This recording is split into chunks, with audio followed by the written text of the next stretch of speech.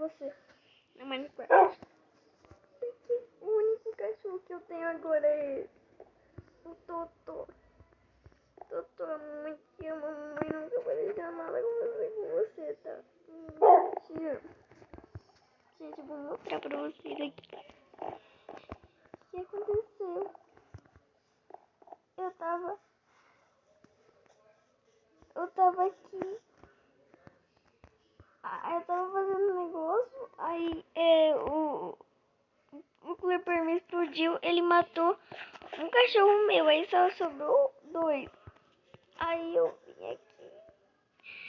Ai, o meu cachorro machucou.